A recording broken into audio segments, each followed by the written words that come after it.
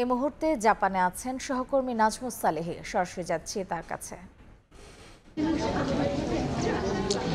আমরা হোটেল ইম্পেরিয়ালে অবস্থান করছি। হোটেল ইম্পেরিয়ালে আমার ঠিকই পেছনের একটি রুমেই বাংলাদেশের অন্তর্বর্তী সরকারের প্রধান উপদেষ্টা ডক্টর মোহাম্মদ ইউনূস দুটি জাপানি গণমাধ্যমকে বাংলাদেশের সংস্কার, নির্বাচন এবং বিচার প্রক্রিয়ার বিস্তারিত নিয়ে তিনি এখন ইন্টারভিউ দিচ্ছেন। তার সেই সাক্ষাৎকারটি শেষ হওয়ার পর নিক্কে ফোরামের 30তম যে এবার হচ্ছে যে সম্মেলন, তার আনুষ্ঠানিক উদ্বোধন করা হবে। এরপরে আজকে সেই সেশনে অংশগ্রহণ করবেন অন্তর্বর্তী সরকারের প্রধান উপদেষ্টা ডক্টর মোহাম্মদ ইউনূস। তিনি সেখানে একটি কিনোট উপস্থাপন করবেন। মূলত দক্ষিণ এশিয়ার দেশগুলোকে একসঙ্গে কাজে লাগিয়ে বৈশ্বিক চ্যালেঞ্জ মোকাবিলা করে কিভাবে আঞ্চলিক অর্থনৈতিক মুক্ত বাণিজ্যের দ্বার উন্মুক্ত করা যায় এবং কিভাবে এই অঞ্চলকে আরও ব্যবসা বাণিজ্য এবং অর্থনৈতিকভাবে সমৃদ্ধ করা যায়, সেক্ষেত্রে তিনি সবাইকে ঐক্যবদ্ধ হয়ে কাজ করার আহ্বান জানাবেন। আজকে নিক্কে ফোরামের যে প্রথম অধিবেশনের সেখানে তিনি বক্তব্য রাখবেন। এরপরে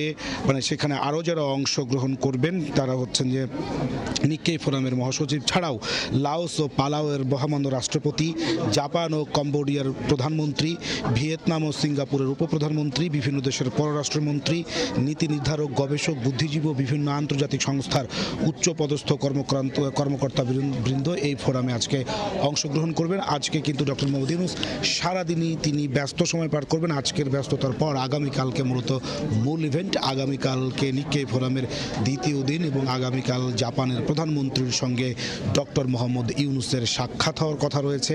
সেখানে তারা দ্বিপাক্ষিক বায়োল্যাটারাল করবেন এবং সেখানে বাংলাদেশের বিভিন্ন ইস্যুতে আসলে তাদের সরাসরি আলোচনা হবে। এবং গতকালকে কিন্তু জাপানের সাবেক প্রধানমন্ত্রী তার সঙ্গে বাংলাদেশের অন্তর্বর্তী সরকারের প্রধান উপদেষ্টা ডক্টর মোহাম্মদ ইউনূস বৈঠক করেছেন এবং তাদের বৈঠকে এবং তারও তিনি কিন্তু হচ্ছেন যে বাংলাদেশ জাপান উন্নয়ন যে ফোরাম, ফ্রেন্ডশিপ যে ফোরাম রয়েছে, বাংলাদেশ জাপান ফ্রেন্ডশিপ ফোরামের তিনি কিন্তু সভাপতি। তার সঙ্গে ডক্টর মোহাম্মদ ইউনূস বাংলাদেশের বিচার সংস্কার এবং হচ্ছে যে নির্বাচন নিয়ে খোলামেলা আলোচনা করেছেন। সেখানে তিনি জানিয়েছেন যে বাংলাদেশ এখন অর্থনৈতিক পুনর্গঠনের মধ্য দিয়ে যাচ্ছে এবং দেশের অর্থনীতি ভেঙে পড়েছে এবং সেই অর্থনীতি পুনর্গঠনে তিনি জাপানের সহযোগিতা চেয়েছেন। এবং সাবেক প্রধানমন্ত্রী এবং যিনি বাংলাদেশ জাপান ফ্রেন্ডশিপ ফোরামের যিনি সভাপতি, তিনি বাংলাদেশকে আশ্বস্ত করেছেন যে জাপানের পক্ষ থেকে বাংলাদেশে ঘুরে দাঁড়ানোর যে প্রত্যয় সেখানে তারা সমর্থন ব্যক্ত করেছেন এবং তিনি সব ধরনের সহযোগিতার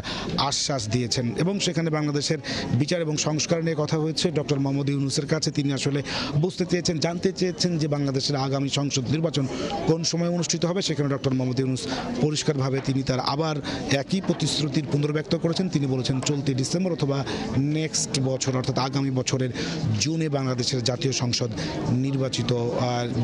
অনুষ্ঠিত করা, তিনি সেটি অনুষ্ঠিত করতে চান। এছাড়া আজকে তার ব্যস্ত দিন রয়েছে। এখানে তিনি ইহুদিদের উদ্দেশ্যে বক্তব্য দিবেন। বাংলাদেশি কমিউনিটির বেশ কিছু প্রতিনিধির সঙ্গে তার এখানে মত বিনিময়ের কথা রয়েছে। এই ছাড়া আগামীকাল জাপানের প্রধানমন্ত্রীর সঙ্গে তার দ্বিপাক্ষিক বৈঠক রয়েছে। এই সমস্ত বৈঠকগুলোতে তিনি যেমন বলা হচ্ছে যে $100 মিলিয়ন তিনি সহজ শর্তে ঋণ চাইবেন বাজেট সহায়তা হিসাবে, যেটি দিয়ে আসলে বাংলাদেশের অর্থনীতি যে ঘুরে দাঁড়ানোর যেই সংস্কারমূলক কাজ চলতে সেখানে বাংলাদেশের জন্য অনেকটাই সহায়ক হবে বলে তিনি মনে করছেন। পাশাপাশি এবারের এই সফর অত্যন্ত গুরুত্বপূর্ণ এই কারণে যে বাংলাদেশ থেকে জনশক্তি জাপানের শ্রমবাজারে রপ্তানি করার জন্য বিশাল পরিসরে ডক্টর মোহাম্মদ ইউনূস সেখানে তিনি ভূমিকা রাখবেন। ইতোমধ্যেই কিন্তু তিনি গতকালকে জাপানের সাবেক প্রধানমন্ত্রী এবং যিনি বাংলাদেশ জাপান ফ্রেন্ডশিপ ফোরামে যিনি সভাপতি, তার সঙ্গে এই বিষয়গুলো নিয়ে তার খোলামেলা আলোচনা হয়েছে। ডক্টর মোহাম্মদ ইউনূস ইতোমধ্যে তাকে জানিয়েছেন যে প্রাথমিক পর্যায়ে 1 লক্ষ বাংলাদেশিকে জাপানের শ্রমবাজারে প্রবেশ করাতে চায় বাংলাদেশ। এই জন্যে জাপানের পক্ষ থেকে যে ধরনের রিকোয়ারমেন্ট অর্থাৎ যে ধরনের চাহিদার কথা বলা হয়েছে সেগুলো হচ্ছে যে যারা সব থেকে দক্ষ অর্থাৎ যারা জাপানি ভাষা শিখেছে, জাপানি ভাষা যারা জানে এবং এই ধরনের দক্ষ এক্সপার্ট লোকদেরকে আসলে তারা নিতে চায়, এরকম তারা আগ্রহ প্রকাশ করেছে।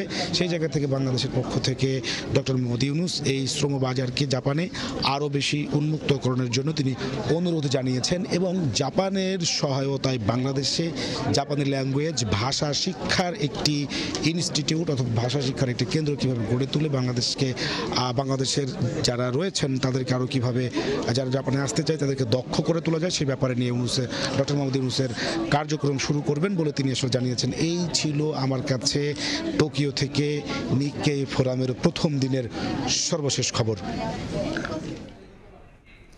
প্রধান উপদেষ্টার জাপান সফরের সবশেষ জানাচ্ছিলেন নাজমুস সালেহী।